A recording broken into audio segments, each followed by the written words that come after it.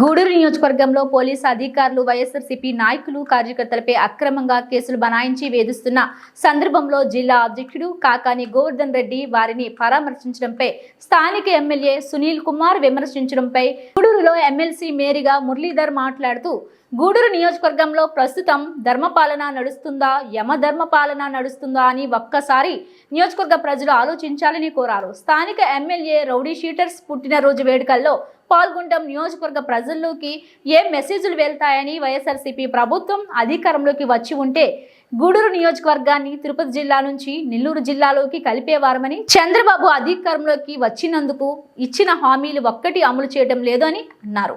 జగన్మోహన్ రెడ్డిని ఎందుకు వదులుకున్నామా అని ప్రజలు ఆలోచిస్తున్నారని అన్నారు. ఈ సమావేశంలో జిల్లా వైఎస్ఆర్సీపీ ఉపాధ్యక్షుడు రాధాకృష్ణారెడ్డి, గూడూరు ఎంపీపీ గురువయ్య, కోట వైఎస్ఆర్సీపీ మండల అధ్యక్షుడు సంపత్ రెడ్డి, వల్లిపేడు ఎంపీటీసీ మొదలగువారు పాల్గొన్నారు. గడిచిన ఆదివారం 10వ తేదీ మా ప్రీతమ నాయకులు, సీనియర్ ఎమ్మెల్యే, సీనియర్ పొలిటీషియను, తనకంటూ పనిచేసే తత్వంలో పరిపాలనా దక్షత కలిగినటువంటి వ్యక్తిగా ముద్రపడినటువంటి మా జిల్లా అధ్యక్షులు, మాజీ మంత్రివర్యులు, సర్వేపల్లి మాజీ ఎమ్మెల్యే గారైనటువంటి కాకాని గోవర్ధన్ రెడ్డి గారు పార్టీలో ఒక కార్యకర్తకు జరిగినటువంటి అన్యాయం తెలుసుకొని పూర్తి వివరాలు తెలుసుకునేందుకు స్వయంగా ఆయన మంగళపూర్ గ్రామానికి రావడం జరిగింది. బాధితుడైనటువంటి సతీష్ కుమార్ యాదవ్ని స్వయంగా ఆయనే పలకరించి ధైర్యం చెప్పి జరుగుతున్నటువంటి దురాఘాతాలను మీకు ముఖ్యంగా ప్రెస్ మీడియాకు తెలియజేసి, గడిచిన 8 నెలలు గూడూరు నియోజకవర్గంలో ధర్మపాలన జరుగుతుందా యమధర్మపాలన జరుగుతుందా ఒక్కసారి అందరికీ కూడా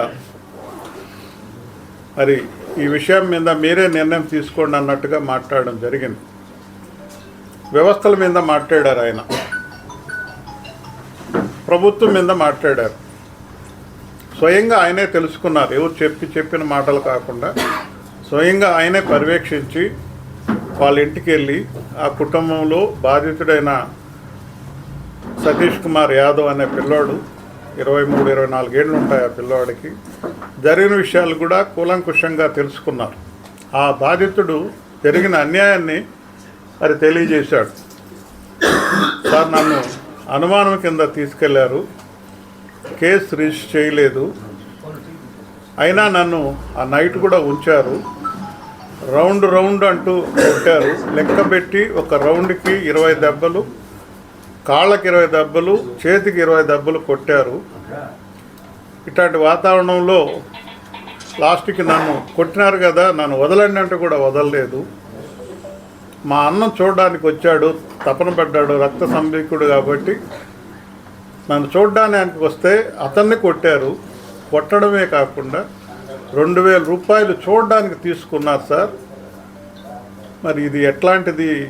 ఇదేనా ధర్మపాలన యమధర్మపాలన అంటే ఇదేనా అని ఆయన ప్రశ్నించాడు. ఆ పిల్లవాడే కళ్ళనీళ్ళు పెట్టుకొని మాట్లాడాడు. తర్వాత ప్రెస్ మీట్లో ఆయన జరిగిన విషయాలన్నీ కూడా ప్రజల నుంచి తెలుసుకున్నారు. పోలీసు వ్యవస్థను వెనకేసుకొస్తున్నారు. మంచివాళ్ళని వెనకేసుకొస్తే పోలీసు వ్యవస్థలో కూడా మంచివాళ్ళు ఉన్నారు, ధర్మంగా ఆలోచించే వాళ్ళు ఉన్నారు.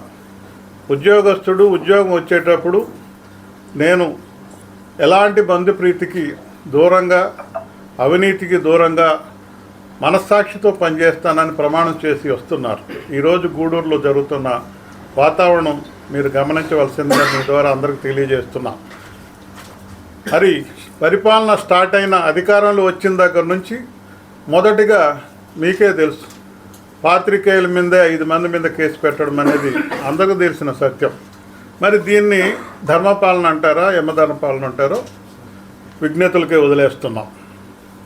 మరి అదేవిధంగా వరుసపెట్టి నేను ఒకటే ఈ సందర్భంగా మనవి చేస్తున్నా, ప్రజాప్రతినిధులు అనేవాళ్ళు ఆదర్శంగా ఉండాలి. పరోక్షంగా కూడా మన ఇంకొక అవకాశం మనం ఇవ్వగలిగినప్పుడు అది పరోక్షంగా మన మీద పడుతుంది. మేమే రౌడీ షీటర్లకు పుట్టినరోజుకు పోయినప్పుడు ఏ రకమైన వాతావరణం వెళ్తుంది సమాజంలో?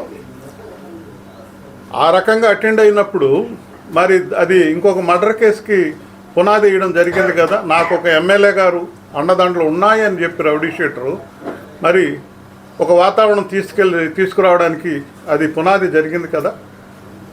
అది కరెక్టా? దీన్ని ధర్మపాలన అంటారా? అదే రకంగా గూడూరులో ఎన్నడూ లేని విధంగా 5-6 మర్డర్లు జరిగినాయి. దీన్ని ఏమంటారు? ధర్మపాలన అంటారా? యమధర్మపాలన అంటారా? మీకు పేదోళ్ళ గురించి చాలా గొప్పగా మాట్లాడుతుంటారు. ఎక్కడ పెట్టినా పేదోళ్ళ పార్టీ, పేదోళ్ళు పేరుకే పేదోళ్ళు.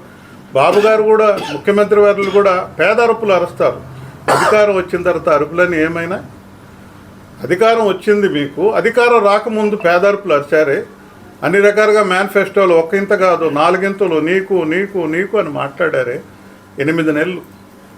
ఈ 8 నెలలు ధర్మపాలన ఉందా, యమధర్మపాలన ఉందో విజ్ఞతలైనా మీకే వదిలిపెడుతున్నాం. అదే రకంగా నాంచారంపేటలో ఒక మర్డర్ జరిగింది. జరగకముందు ఆ పేదవాళ్లే కారుకు అడ్డం నిలబడి సహాయం చేయమని చెప్పి మిమ్మల్ని అడిగారా లేదా? వ్యవస్థ దగ్గరికి వెళ్ళారా లేదా? ఆ రోజు వ్యవస్థ కానీ ఒక నిర్ణయం తీసుకొని ఉంటే అసలు ఎందుకు జరుగుతుంది, దీని మీద తప్పు జరుగుతుందని మీరు పర్యవేక్షించి మీరు యాక్షన్ తీసుకుంటే ఆ మర్డర్ జరిగేదానికి ఆస్కారం ఉండేదా? దానికి ప్రత్యక్షంగా నేను చెప్పను, కానీ పరోక్షంగా మీరు కారకులు కారా?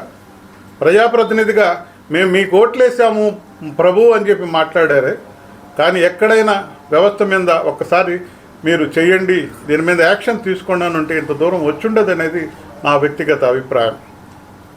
మరి అదేవిధంగా అన్ని విషయాలు కూడా గూడూరులో మనం మాట్లాడుతుంటే ఈ రకమైన వాతావరణంలో మా ప్రీతం నాయకులు ఒక కార్యకర్త జరిగిన ఇబ్బంది తెలుసుకొని కొన్ని ఒత్తిడి వల్ల ఎప్పుడో రావాల్సింది, కొన్ని ఒత్తిడి వల్ల లేటుగా రావడం జరిగింది. ఎందుకంటే అందరినీ సమీకరించుకోవాలి, మాట్లాడాలి, కార్యకర్తలు స్థైర్యం ఇవ్వాలని చెప్తే ఇదేదో ఒక జాగిర్లాగా ఎవరు రాకూడదని మాట్లాడడం కరెక్ట్ కాదు కదా. మన అవసరాల కోసం ఒక్కసారి గతంలో చూస్తే మన అవసరాల కోసం ఆయన ఇంటి చుట్టూ తిరిగిన పరిస్థితులు లేవా? మన భవిష్యత్తు కోసం ఆయన ఇంటిని ఆయన ఆశ్రయించిన పరిస్థితులు లేవా? మన భవిష్యత్తు కోసం ఆయన కూడా సహాయం చేసిన వాతావరణం లేదా? ఎక్కడికి వెళ్తుంది ఈ వాతావరణం? వచ్చిన అతిథులను కూడా గౌరవించకుండా సెటైర్లు వేసి మాట్లాడడం ఎంతవరకు సంస్కారం అని కూడా మీ ద్వారా మాట్లాడుతున్నా. ఒక పార్టీ ప్రతిపక్షాన్ని గౌరవించాలి. ఏవైనా చెప్తే సద్విమర్శ ఉంటే దాన్ని సద్విమర్శని తీసుకుపోవడం జరిగింది ప్రభుత్వం. అంటే పార్లమెంట్ని ఒక ఇదిలాగా చేయాలని ఒక కాన్సెప్ట్లో పోయారు. కొన్ని దగ్గరలో technical problems, administration problems, cultural problems వచ్చిన తర్వాత కొంత మార్పు చేయడం జరిగింది. ఉదాహరణకి 3 మండలాలు కలవాయి, రాపూరు, సైదాపురం తిరుపతి పార్లమెంట్కి వస్తాయి. కానీ రామనారాయణ రెడ్డి గారు ఇక్కడున్న మంత్రి గారు కన్విన్స్ చేస్తే ఆ 3 మండలాన్ని తీసుకెళ్ళి మళ్ళా దీంట్లో నెల్లూరు ఇంకా దాని గతం ఏం చేయలేకపోయాడు. నేను వాళ్ళందరినీ విమర్శించలేను. మా ఎమ్మెల్యే గారి పాత్ర కూడా ఆయన కన్విన్స్ చేయలేకపోయినారు ఆ రోజు. అంటే అప్పుడు గూడూరు ఏంది, గూడూరు నియోజక ప్రజల మనోభావాలు ఏంది ఎవరికి అవసరం లేదు. నాకు నా బాధ్యతగా నేను 2 నెలల్లోనే మా ప్రీతం నాయకులు జగన్మోహన్ రెడ్డి గారు ఇంకొక విషయం మీకు వారు మంచి ప్రశ్న వేశారు. అందులో భాగంగానే ఆయనకు ఆలోచన ఉంది కాబట్టి జగన్మోహన్ రెడ్డి గారు ఇది పార్టీ పరంగా నెల్లూరు జిల్లాని ఒకే అధ్యక్షుడు పెట్టారు.